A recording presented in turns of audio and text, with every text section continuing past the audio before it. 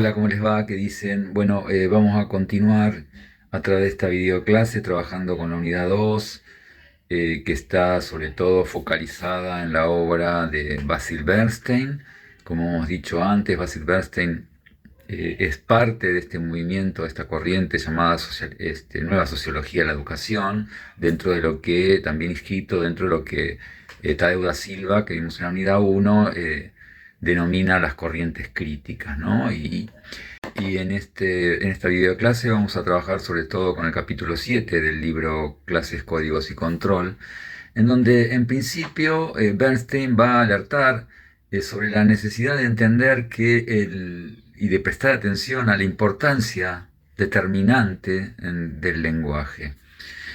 En la regulación de las experiencias de las personas, ¿no? En general, el lenguaje se suele, así desde el sentido común, se lo suele pensar como una suerte de vehículo neutro, ¿no? Aséptico, que no hace otra cosa que llevar un mensaje de un lugar a otro, ¿no? Yo recordaba en un momento la importancia que se le dio a la llamada teoría de Shannon de la comunicación, en donde entre el emisor y el receptor había un tubo, un canal por donde pasaba el mensaje, y en ese sentido el lenguaje no era más que ese vehículo que no incidía en el mensaje en sí, sino que llevaba de un lugar a otro.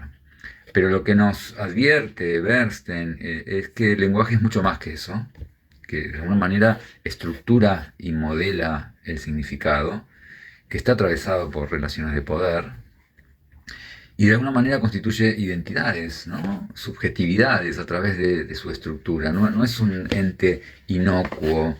Eh, en ese sentido podemos hallar mucha semejanza con lo que plantea en la introducción Tadeu da Silva en el libro que hemos leído en la unidad 1, cuando Tadeu da Silva nos habla de pensar el currículum como un texto y pensar el currículum como constructor de alguna manera de identidades, ¿no? Como la identidad de los sujetos se configura a través de una textualidad, de una discursividad, y en este caso Bernstein nos va a plantear esto de la importancia del lenguaje en ese sentido. Eso va a decir que el lenguaje cumple un papel fundamental en la cultura y en la transmisión de esta cultura, ¿no? Muchas veces decimos que los modos de transmisión de un contenido, estos contenidos que todo currículum va seleccionando y va determinando como valiosos para ser transmitidos, se suele pensar que estos modos de transmisión, en donde el lenguaje tiene mucho que ver, son exteriores al contenido en sí mismo. Son una suerte de accesorio, ¿no? Nosotros creemos y nos apoyamos, entre otros autores, con Bernstein, en que el contenido está de alguna manera envuelto en cierta forma, y los efectos de esta forma pueden ser tan importantes como los comúnmente destacados efectos del contenido, ¿no? En ese sentido, el lenguaje es estructurador de la experiencia, nos va a decir Bernstein, ¿no? Otra cuestión importante que revela Bernstein, que está relacionado con lo anterior indudablemente, es que hay una relación estrecha entre las formas de relación social que estructuran a los sujetos y las formas del lenguaje, ¿no? Hay una correlación, hay una dialéctica que los está coimplicando, ¿no? Y esto indudablemente tiene implicancias y una importancia fundamental en el ámbito de la educación y de la transmisión de una cultura, ¿no? Se hace importante entender, como ya dijéramos, en que Bernstein asume una perspectiva estructuralista. Esto es, el estructuralismo básicamente, lo hemos hablado, considera importante establecer una mirada relacional, ¿no? En donde los diferentes componentes de un sistema se articulan de acuerdo a ciertas reglas, ciertas regularidades, ciertas leyes que condicionan el funcionamiento de esa estructura y de los elementos que la componen. Es decir, que si yo quiero, desde una perspectiva estructuralista, si yo quiero comprender un fenómeno, debo analizarlo en el contexto en que se produce. Y claramente Bernstein, hemos dicho que adscribe a esta perspectiva estructuralista. Y este autor lo que hace es criticar abiertamente la poca importancia, la poca trascendencia que, sobre todo en la sociología, el de hecho es sociólogo, se le ha otorgado al lenguaje. Como que no se le ha dado la dimensión que él considera se le debe adjudicar, la necesidad de un análisis más profundo de los efectos del lenguaje sobre la cultura y la transmisión de la misma. Consciente, ¿no?, de que el hombre, el ser humano es un ser simbólico y que eso lo distingue de las demás especies, es evidente que es ese mundo simbólico que nos, de alguna manera, nos aleja de las otras especies y que genera una suerte de mediación entre lo que es la recepción de un mensaje y la respuesta, tiene consecuencias que es preciso analizar, y el lenguaje en ese sentido es algo a tener más que en cuenta, ¿no? Los orígenes y las consecuencias de las formas de decir, las formas lingüísticas, sus modelos formales, sus funciones reguladoras, su historia y sus cambios, pareciera que ocupan un lugar relevante y que no siempre se le ha dado la dimensión que se debería tener. La sociología, nos dice Bernstein, ha estudiado las formas de interacción social, los fenómenos que de alguna manera restringen o constriñen y direccionan las conductas de los individuos, más allá de las características singulares de los miembros, ¿no? Es decir, cómo lo sociológico condiciona fuertemente a las subjetividades. Por eso es que podemos decir, y esto me parece más que interesante en el planteo de Bernstein, es que además de ese ADN que la naturaleza, la biología nos provee, la estructura o el medio social y cultural en el que vivimos hace que internalicemos un ADN social, ¿no?, en el cual claramente el lenguaje cumple un papel más que importante. Sin embargo, observa el sociólogo inglés, la sociología ha dejado por fuera del análisis el tema del lenguaje, o por lo menos no lo ha hecho con la profundidad que se debiera. Está claro que Bernstein, además de sociólogo, tiene un doctorado en lingüística, y eso hace que vea esa importancia sustantiva que tiene el lenguaje, ¿no? Y sobre todo en el campo de la educación, o sea, vuelvo a decir, ¿no?, estos conocimientos que tiene Bernstein, tanto en la sociología como en la lingüística, como en el ámbito de la educación, es lo que hace muy potente todos sus planteos, ¿no? Él dice que así como la sociología se ha embarcado en los análisis profundos sobre las instituciones, sobre la religión, la familia, el Estado, el lenguaje ha sido de alguna manera el gran olvidado, ¿no? El lenguaje, dice Bernstein, es estructurador de la identidad. No solo transmite algo, sino que de alguna manera lo construye, lo constituye. Dice, y lo leo textualmente, dice: esta falta de atención al estudio del lenguaje y del habla en la sociología no se ha dado en una escuela de antropólogos que firme y audazmente ha establecido una relación controvertida entre un lenguaje y la interpretación de la realidad.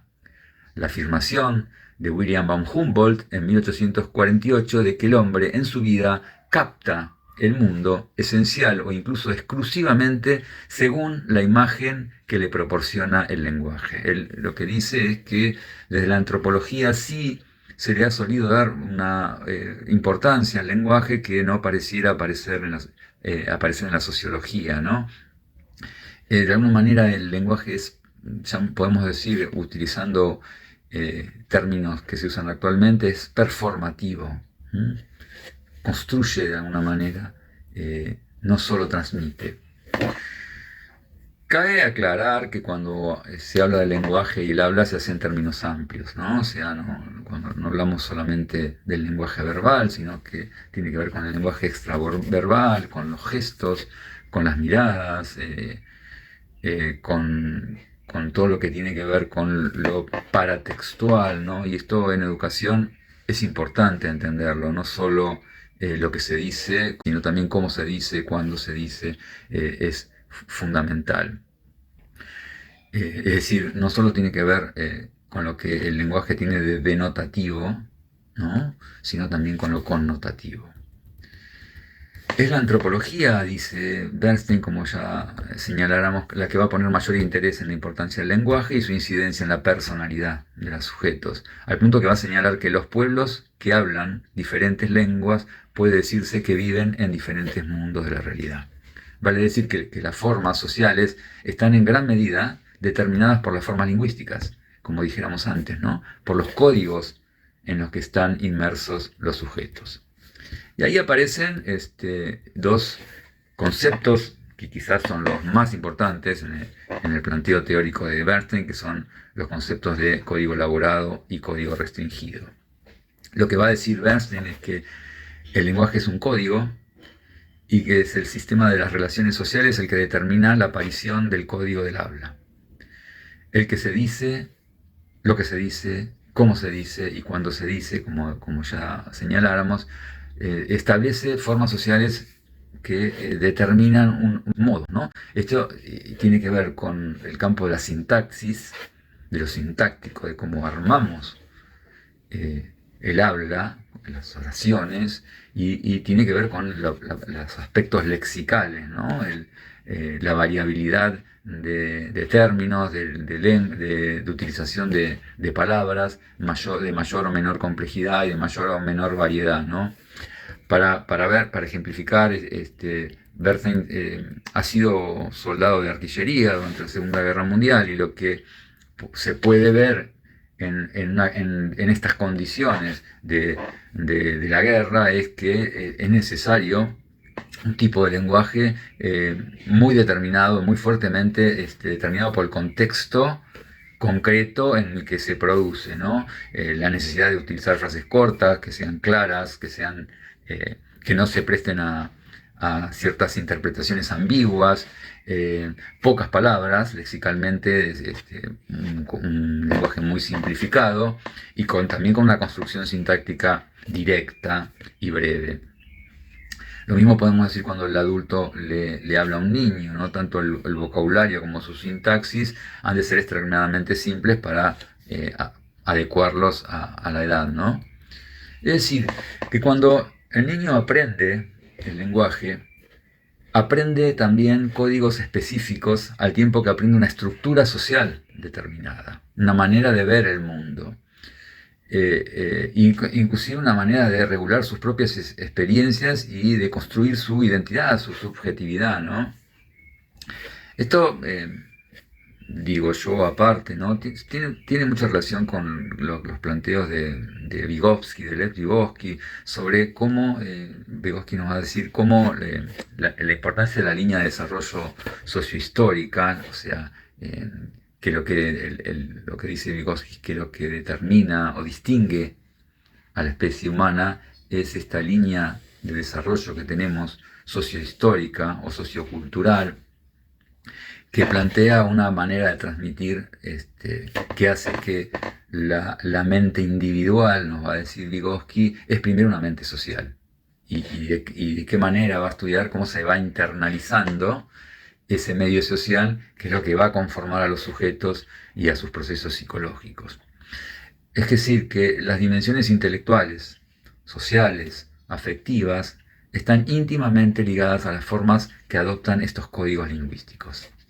Esto, vuelvo a decir, no, el lenguaje lejos está entonces de ser un mensaje neutro, algo del orden de la neutralidad, sino que por el contrario es configurador de las experiencias y de las identidades, y está íntimamente relacionado con la estructura social en donde se produce. Por otro lado, los roles que se van asumiendo en función de los procesos de interacción social también son importantes de comprender y de analizar. Un rol es una actividad codificante en el que vamos aprendiendo a ocupar determinadas funciones y determinadas maneras de expresarnos de acuerdo a la posición y al rol que ocupemos, ¿no? Para poner un ejemplo, décadas atrás, ¿no? el niño solía ocupar un lugar determinado de respeto, de estar callado en la relación con los adultos, a la vez que debía obedecer a lo que se le imponía, ¿no? Eso lo colocaba en en un rol, en una función que configuraba una identidad, ¿no? Esto hacía que se internalizara un rol y se estructuraba una manera de subjetivarse, ¿no? De conformarse como individuo.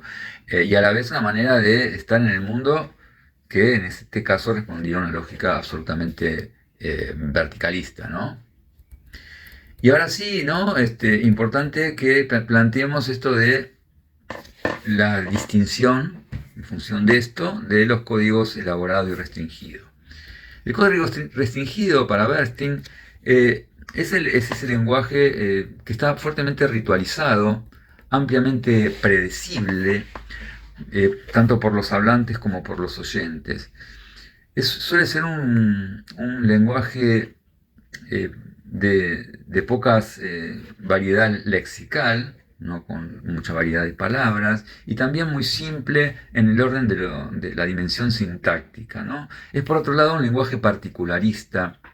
Quiere decir que en el determinado medio en el que se produce ese tipo de código, las cosas son muy predecibles, ya están previamente instaladas y de acuerdo al rol o a la posición que uno ocupa dentro de esa interacción, las cosas ya están bastante preestablecidas, ¿no?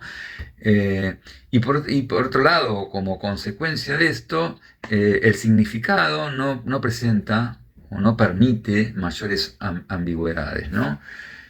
También está muy unido a elementos gestuales, ¿no? A canales extraverbales. Es más, la parte más quizás que tiene que ver más con algo del orden de lo ambiguo o de lo personal, está más dado por estos canales extraverbales que con el código lingüístico en sí.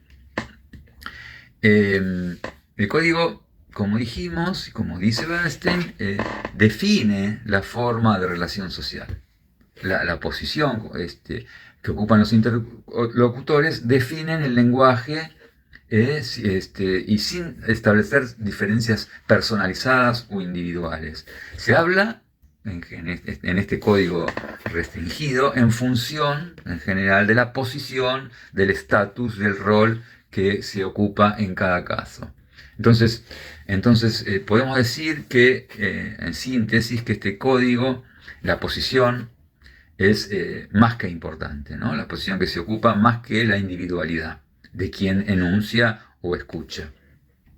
Y que, como dijimos, lo extraverbal muchas veces permite que aparezcan nuevos sentidos. Este tipo de código está basado en identificaciones extremadamente compartidas, ¿no? Y expectativas comunes, mantenidas por los miembros que integran este tipo de relación social. Hay ejemplos como, él da algún ejemplo de, por ejemplo, si yo voy a un país o una región diferente a la que vivo habitualmente, hay ciertos códigos comunes que tienen que ver con la forma de saludar, con la forma de expresarme en ciertas situaciones, que si yo no vivo en esa región, por eso hablamos de que es un tipo de comunicación particularista, porque es particular del contexto concreto en el que se desarrolla, ¿no? Hay muchas situaciones, por ejemplo, podemos decir, en un ritual religioso, está claro que las cosas están muy claras, las posiciones están muy claras, las comunicaciones son muy predecibles, y esto tiene que ver con un tipo de código restringido, ¿no es cierto? Por eso decimos que el discurso tiende a ser impersonal, en la medida en que está fuertemente condicionado con el rol y el contexto en el que se produce la lógica de este discurso, ¿no? No aparece, por otro lado, un lenguaje analítico o abstracto, descontextualizado, formalizado.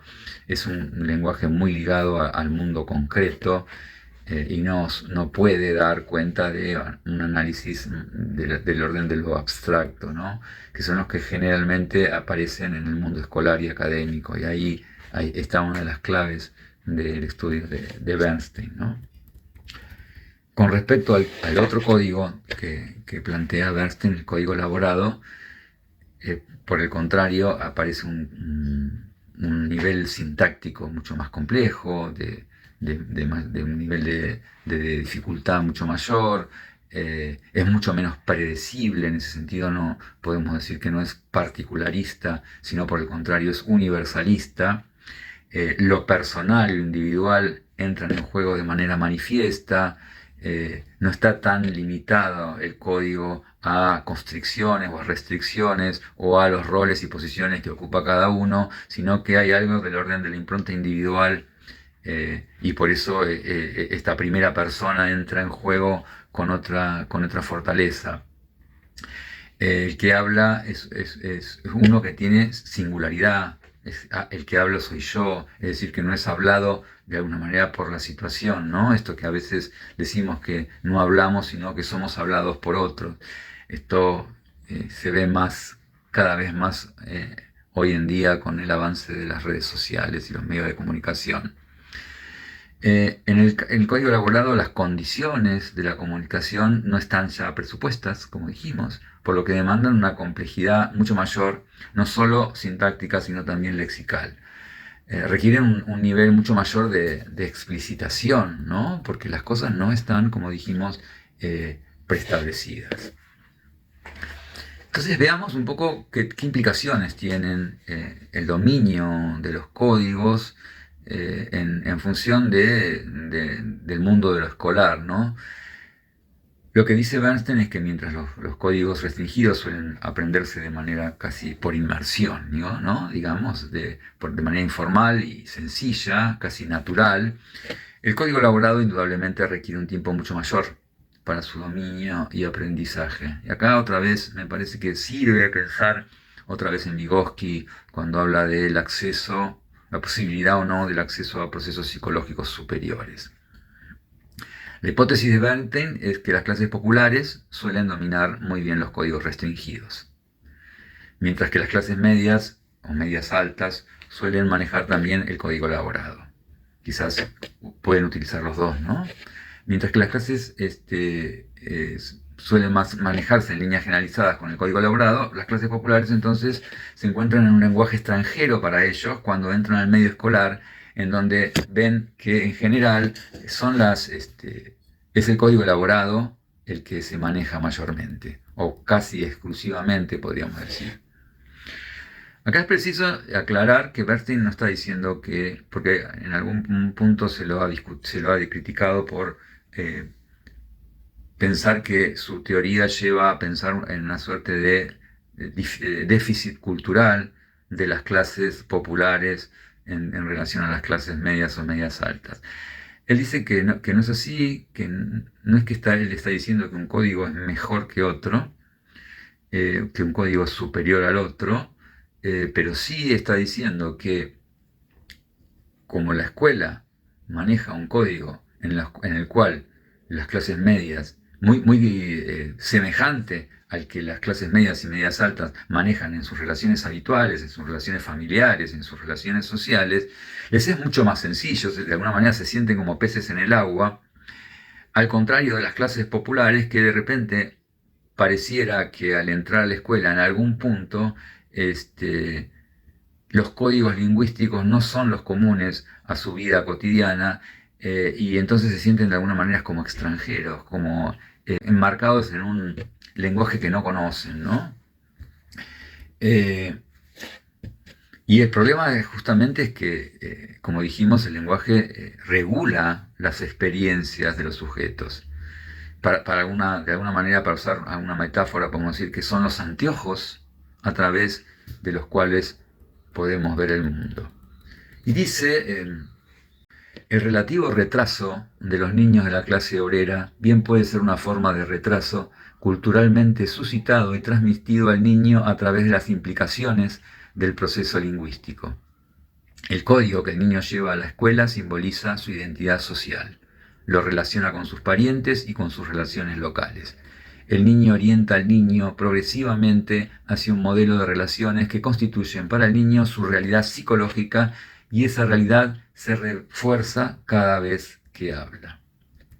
Es decir, tratando de hacer una síntesis, nosotros habíamos dicho que nos interesaba Bernstein porque nos permitía pensar en términos de críticos, pero además desde lo micro, cómo se replica lo micro en lo macro, y él está diciéndonos con énfasis que hay que mirar el tema del código lingüístico y de visualizar ahí el porqué del fracaso de las clases populares. Es decir, él nos está diciendo, acá no hay un problema de capacidad cognitiva, de diferentes coeficientes intelectuales, tampoco es un problema de clases sociales, la clase social la que determina que puede andar hasta determinado nivel, sino que habría que analizar en términos de la importancia del código lingüístico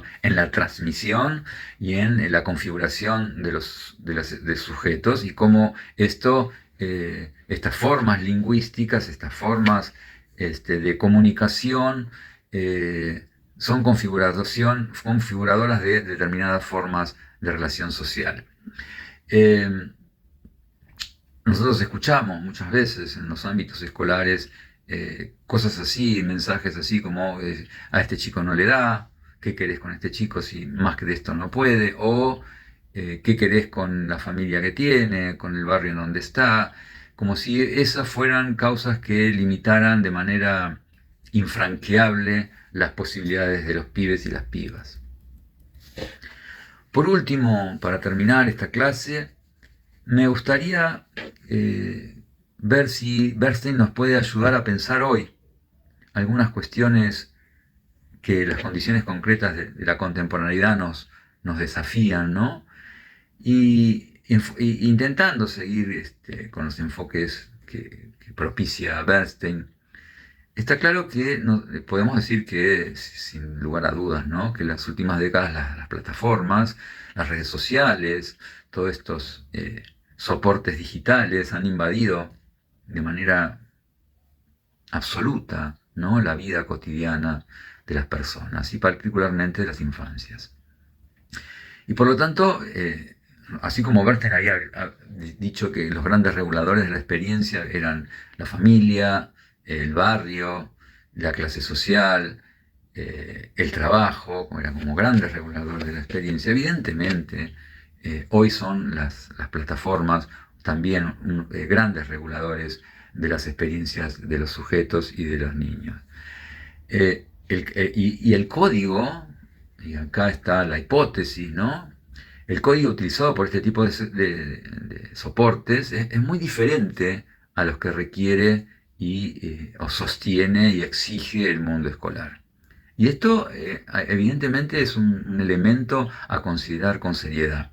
La lógica escolar y los conocimientos que demanda, en la medida que requiere códigos lingüísticos muy diferentes a los que manejan la plataforma, a veces podría pensar que gran parte de la explicación sobre las dificultades de los pibes para aprender a leer y escribir, a comprender textos, podría estar por estas diferentes maneras de manejar los códigos lingüísticos.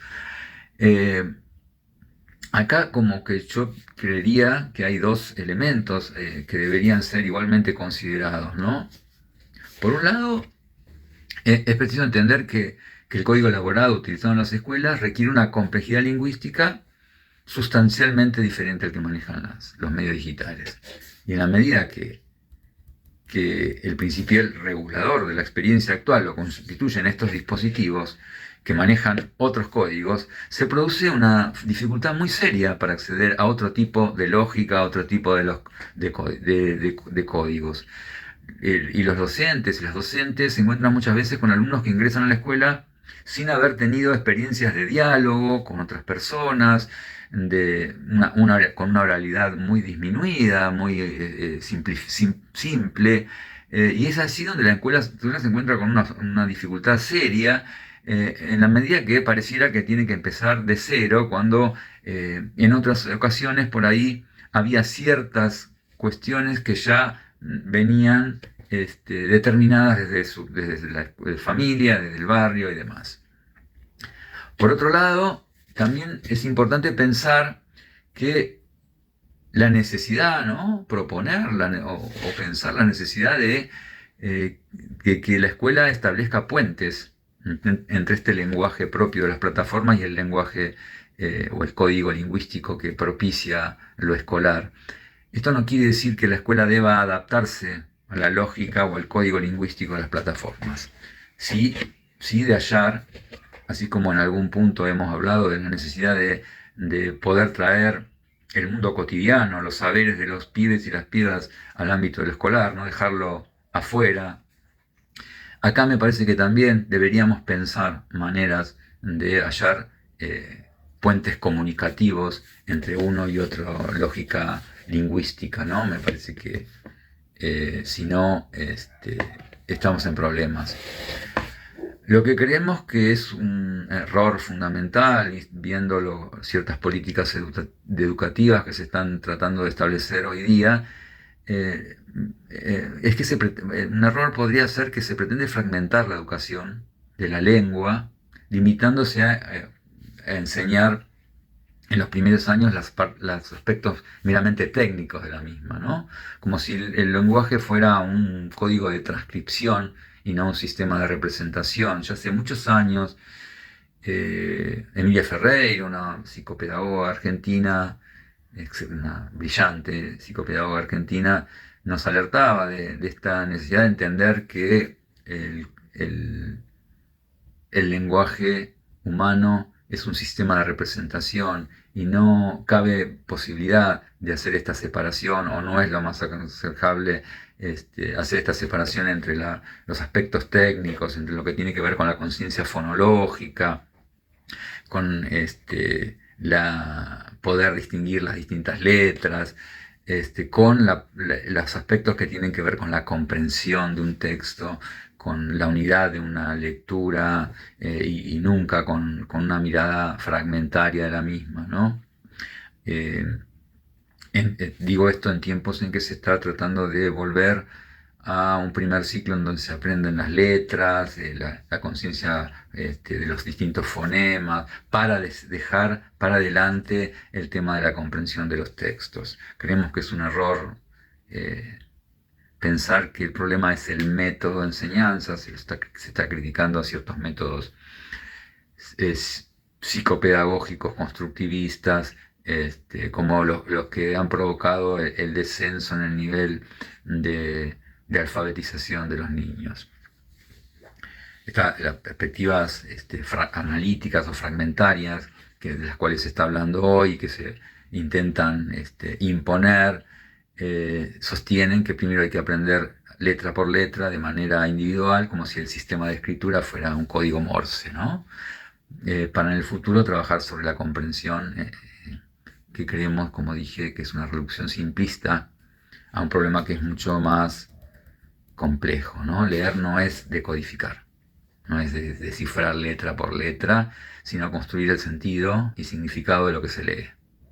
Leer es una práctica social, es un proceso de búsqueda de sentido, de construcción de significados, que implica desarrollar habilidades complejas. Leer es leer con propósitos claros, elaborar hipótesis, verificarla, reconocer lo esencial, lo secundario, lo accesorio, poder realizar relaciones, inferencias, establecer deducciones, poder establecer algunos criterios personales y críticos. Por último, nosotros creemos que es necesario entender que la educación no debería estar o quedar restringida o limitada al ámbito del mundo escolar, ¿no? Porque nos parece que de alguna manera eso constituye una desresponsabilización social que no hace otra cosa que poner a la escuela como una especie de chivo expiatorio, ¿no? No me hago responsable de lo que sucede y todo el problema es en términos escolares. Cuando hablamos de educación podemos hablar de educación en el sentido amplio, y cuando hablamos de la educación en sentido amplio estamos pensando que es un compromiso de toda la sociedad, de toda la comunidad en su conjunto. Solemos traer a colación un famoso proverbio africano que dice que para educar a un niño se precisa toda la aldea, ¿no? Eh, Dejar a las infancias a merced de las plataformas, abandonarlos en ese universo, es abandonarlo a las leyes del mercado, limitarlos en una serie de potencialidades que podían abrirse, limitar la comunicación interpersonal y empobrecer de alguna manera el mundo físico y el mundo simbólico de una manera bastante dramática. Bueno, creo que estas son las cuestiones que Bernstein, desde una mirada contemporánea, nos pueden ayudar a, a mirar, a analizar con buenas herramientas para hacerlo.